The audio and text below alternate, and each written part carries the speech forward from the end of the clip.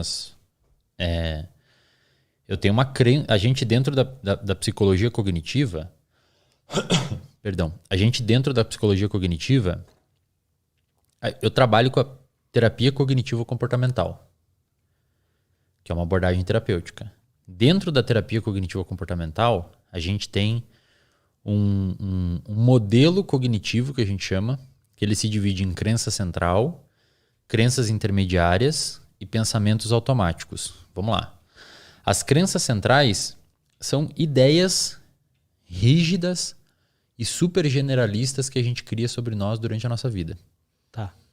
Então, digamos que lá na sua adolescência, lá na sua infância, você sofreu bullying na escola, ou você sofreu rejeição dos pares, dos amiguinhos, ou dos pais, ou sofreu algum abuso sexual, um abuso físico, um abuso moral, etc. No seu cérebro, essa experiência que você vivenciou lá na infância, ela fica armazenada em redes neuronais, neurônios, células neuronais.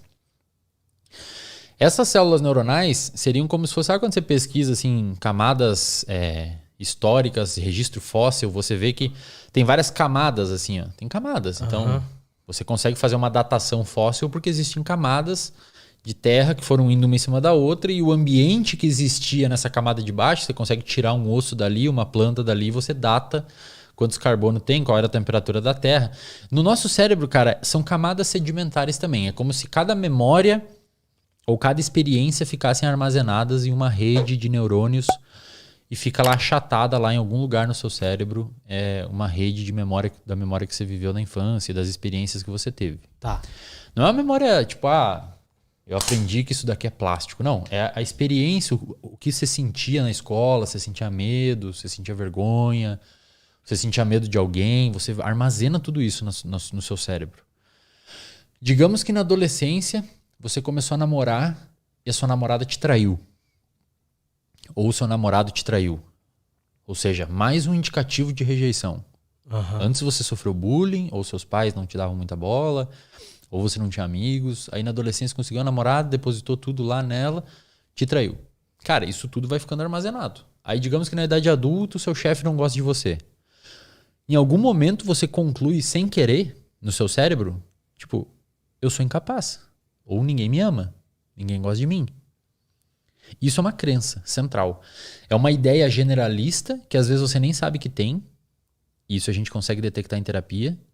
Que você cria sobre você, sobre os outros e sobre o mundo. Tá? Essa crença central, frente a essa crença central, você desenvolve o que a gente chama de crenças intermediárias, que seria como se fosse um mecanismo de defesa. Então, digamos que você tem uma crença central de incapacidade. Existe uma crença, ou de insucesso, de insuficiência. Você acha que você não é bom, tá ligado? Cara, frente a isso você faz alguma coisa. Ou você fala assim, não, eu vou mostrar que eu sou foda e você corre atrás, o que pode ser perigoso.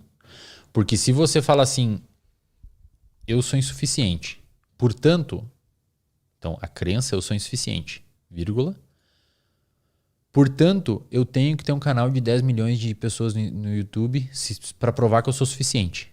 Às vezes você cria um mecanismo compensatório perigoso. Porque, cara, um canal de 10 milhões...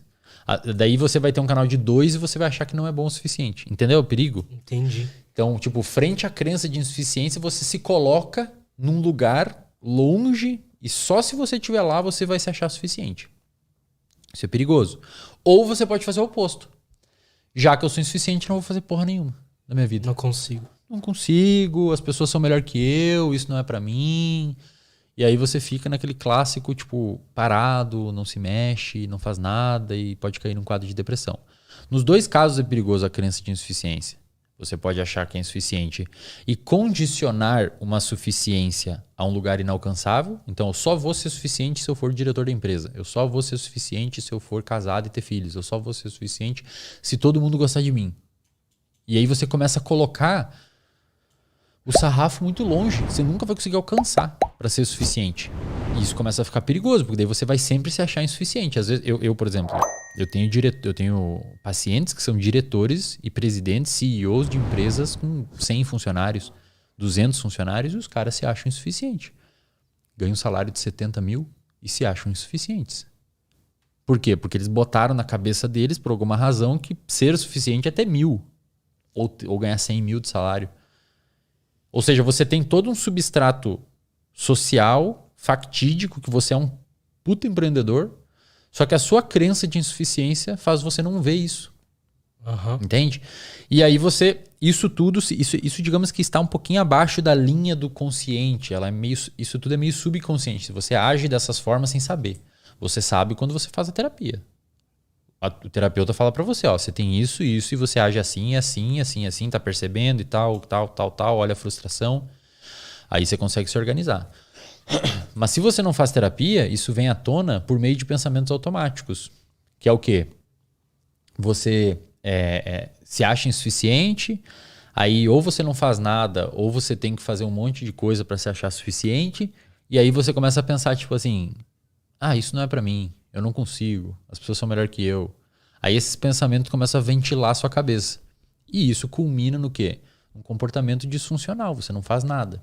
Por que eu falei tudo isso, Lutz? Porque na terapia que eu faço com o meu psicólogo, a gente concluiu que eu tenho uma crença de desamor.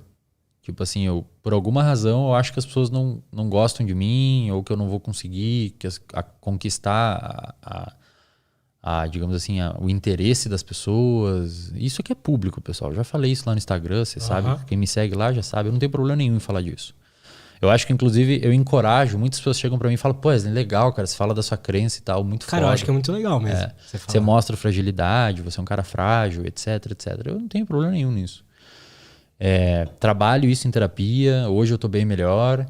Só que você perguntou, né, do engajamento da galera e dos elogios. A gente deu toda essa volta para responder essa pergunta.